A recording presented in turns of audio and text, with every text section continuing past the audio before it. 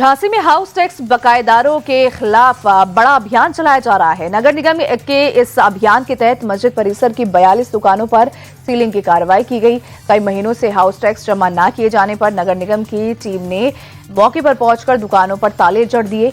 नगर निगम अधिकारियों ने कहा कि जब तक बकाया हाउस टैक्स जमा नहीं किया जाएगा तब तक सील नहीं खोली जाएगी। यूपी के लखनऊ स्थित केजीएमयू में फिर मजार विवाद गर्मा गया है। ऑल इंडिया मोहम्मदी मिशन ने इस मामले में केजीएमयू के कुलपति प्रोफेसर सोनिया नित्यानंद और भूमि संबंधी मामलों के नोडल प्रोफेसर के सिंह के खिलाफ तहरीर दी है। वहीं केजीएमयू प्रशासन ने छवि खराब करने और धमकाने का आरोप लगाते हुए मोहम्मदी मिशन को लीगल नोटिस भेजा है। गाजियाबाद में भी एक मजार तोड़ने पर विवाद हो गया। सोशल मीडिया पर भी ये वीडियो वायरल हो रहा है। इस मामले में साहिबाबाद पुलिस ने हिंडन नदी के पास एक पुरानी मजार तोड़ने के आरोप में हिंदू रक्षा दल के प्रिंस ठाकुर को गिरफ्तार किया है। आरोपी ने मजार क्षतिग्रस्त करने का वीडियो सोशल मीडिया पर डालकर इसे अवैध अतिक्रमण बताया था। वीडियो में वो हथौड़े से मजार तोड़ते हुए भी दिख रहा है।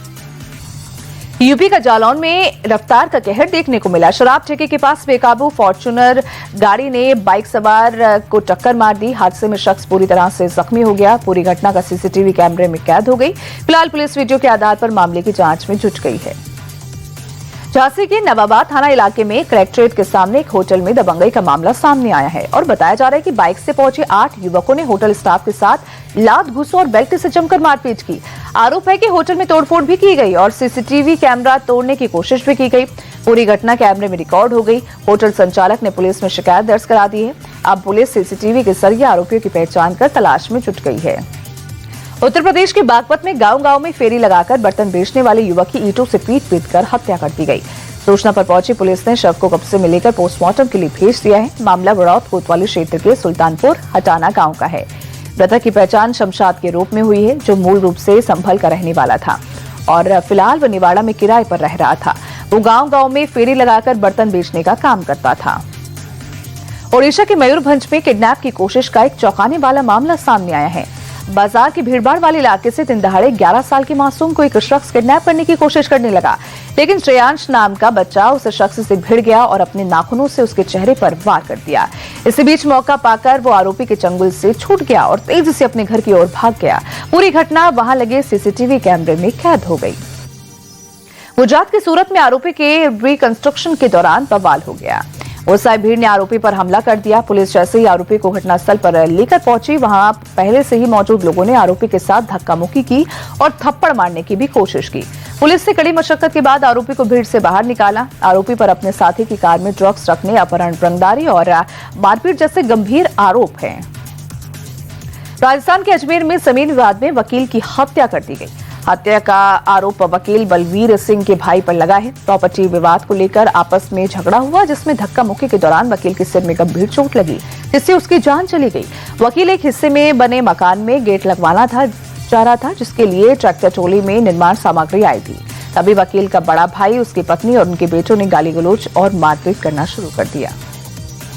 जयपुर के झोटवाड़ा इलाके में बीती रात कबाड़ गोदाम में आग लगने से अफरा तफरी फैल गई।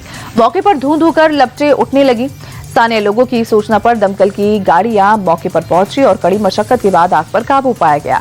हादसे में किसी तरह की जनहानि की खबर नहीं है, लेकिन बड़े पैमाने पर नुकसान बताया जा रहा है।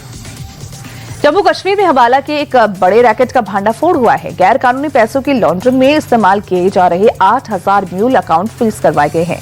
पुलिस के मुताबिक इन खातों में आने वाला पैसा अलगाववादी या देश विरोधी कामों में मदद कर सकता है। बढ़ते खतरे को देखते हुए सेंट्रल और यूटी सिक्योरिटी एजेंसियां और दूसरे एनफोर्समेंट बॉडी इन अकाउंट को बढ़ने से रोकने के लिए बैंकों के साथ बातचीत अब कर रही है। हरियाणा का रोहतक एक बार फिर से गोलियों की तड़तड़ाहट से दहल उठा। दिल्ली बाईपास पर बाइक सवार बदमाशों ने युवक की गोली मारकर हत्या कर दी। मृतक की पहचान बदमाश दिनेश गोगा के रूप में हुई। बाइक से आए 2 बदमाशों ने 28 से 30 राउंड फायरिंग की और फरार हो गए। हत्या की जिम्मेदारी भाऊ गैंग ने सोशल मीडिया पर पोस्ट करके ली। वही पोस्ट करने वाले गैंगस्टर सन्नी रिटोलिया और हिमांशु भाऊ हैं। पुलिस सीसीटीवी के आधार पर बदमाशों की तलाश में जुट गई है। मध्य प्रदेश के दुर्ग के देवल लौदा में स्थित प्राचीन शिव मंदिर के सामने लगे मेले को लेकर एक बार फिर से विवाद सामने आया है। हिंदू संगठनों का आरोप है कि कुछ मुस्लिम दुकानदार हिंदू नामों का उपयोग कर खाद्य सामग्री और अन्य सामान बेच रहे हैं।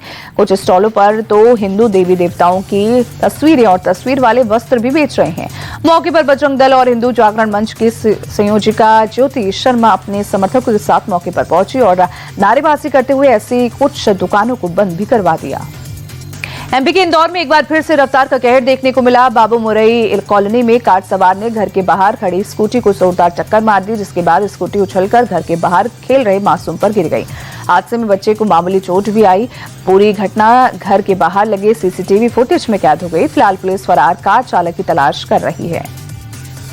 भोपाल में शादी समारोह के दौरान एक होटल में आग लगने से हड़कंप मच गया। सूचना मिलते ही दमकल की गाड़ी और पुलिस की टीम मौके पर पहुंची। काफी मशक्कत के बाद आग को बुझाया जा सका।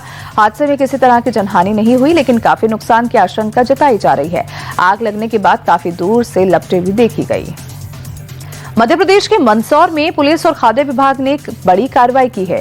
मिलावटखोरों पर शिकंजा कसते हुए 30 लीटर नकली घी के साथ 3 लोगों को गिरफ्तार किया है। ये लोग वनस्पति और सोयाबीन तेल के केमिकल मिलाकर घी बना रहे थे।